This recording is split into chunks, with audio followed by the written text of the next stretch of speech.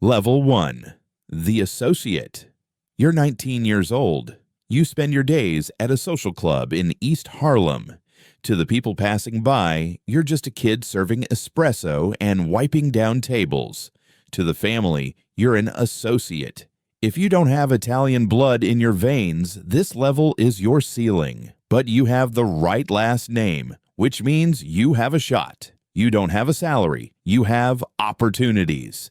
You boost luxury cars, deliver envelopes, and kick up half your take to a captain you're too afraid to look in the eye. You learn the first rule: keep your mouth shut and your ears open. You watch the local precinct captain walk into the club and shake hands with the boss. In that moment, you realize the law is just a suggestion. One day, they hand you a heavy paper bag.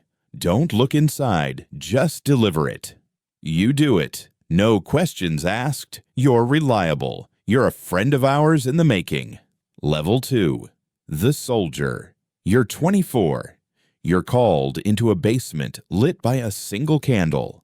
A picture of a saint sits on the table. You prick your finger, soak the paper in your own blood, and they set it on fire in your cupped hands. You swear that your soul will burn like that saint if you ever betray your brothers. You are now made. You're an initiate. To the outside world, you are now untouchable. But to the family, you are a lifelong debtor.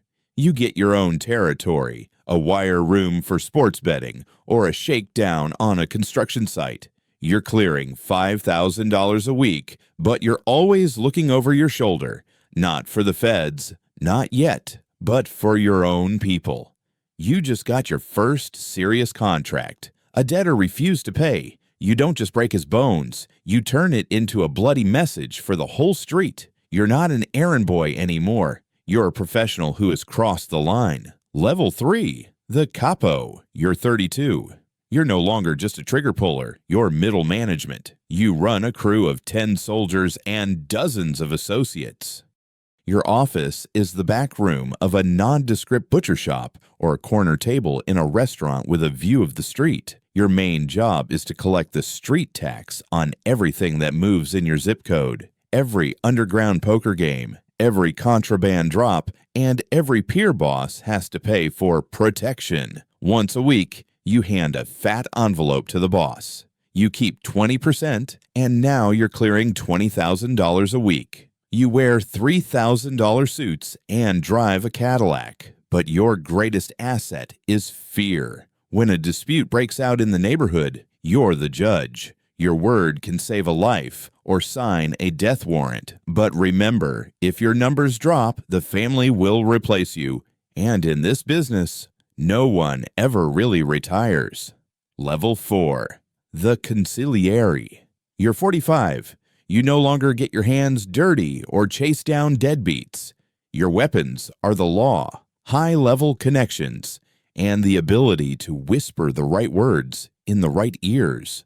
You are the consigliere, the boss's right hand and the voice of reason. You sit in meetings where the fates of labor unions, politicians, and multi-million-dollar construction bids are decided. You are the bridge between the underworld and the legit business world. You know which judges are for sale and which senators need a nudge. Your phone is the most dangerous thing in the city. On paper, you own a chain of dry cleaners or a logistics firm, and your taxes are spotless. Your value lies in staying calm while blood is being spilled. You're the only one who can tell the boss the truth, even when he doesn't want to hear it. But you know too many secrets. If the law ever breaks the family, you're the first target because you are the brain of the entire operation.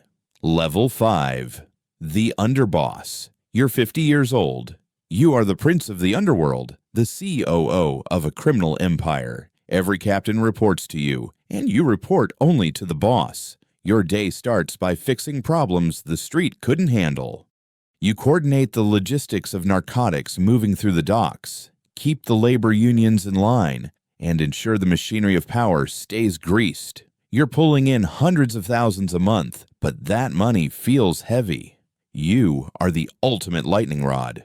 If the captains get restless, you're the one who has to put them down. If the feds strike the top, you're their primary target. Your life is a blur of armored SUVs and checking every room for bugs. You can feel the young, hungry wolves breathing down your neck, waiting for you to trip. You've forgotten what a good night's sleep feels like. In this world, loyalty ends exactly where ambition begins.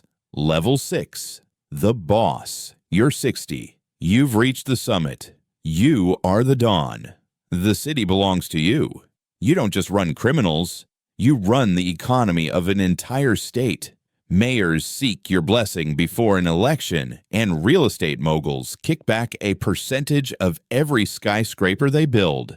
You live in a sprawling estate behind high walls, surrounded by a security detail ready to die for you. But at this level, power is a crushing weight. You can't even trust your own brother. Every decision is a high-stakes chess match where the cost of a mistake is measured in lives. You carve up the city with other families in secret meetings held in basement social clubs or elite country clubs.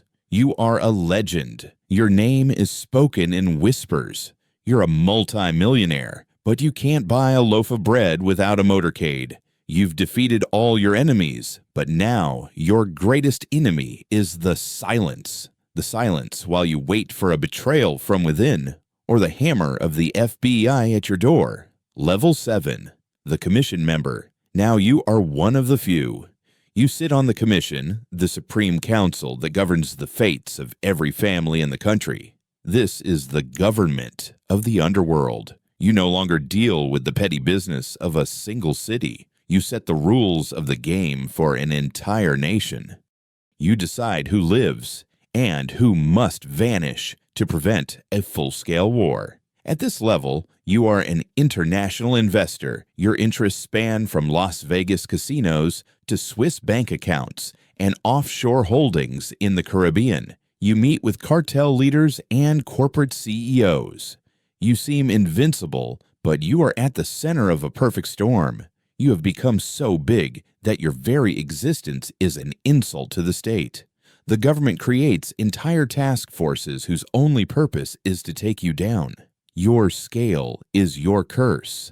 Level 8. Paranoia and isolation. You're 65 and the walls are starting to close in. The money doesn't bring joy anymore. Every time your best friend walks into the room, you check his hands. Is he hiding a garrote or a hit piece? You change your cooks because you're terrified of poison. You've stopped using phones, passing orders through handwritten notes that must be burned immediately. You see black vans on the corner, and you don't know if it's the rivals or the feds. Your most loyal captain suddenly bought a house in Florida and stopped taking your calls. Did he flip? You realize the code of honor you built your life on was a fairy tale for rookies. In reality, there is a multi-million-dollar bounty on your head, and anyone sitting at your table is ready to collect it. You've turned into a hunted animal in a golden cage.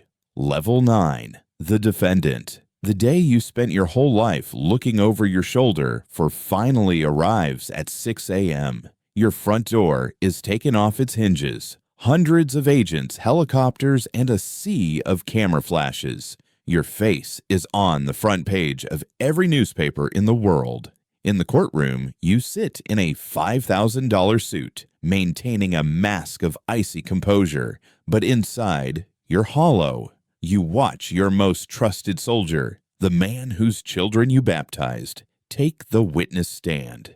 He won't look you in the eye.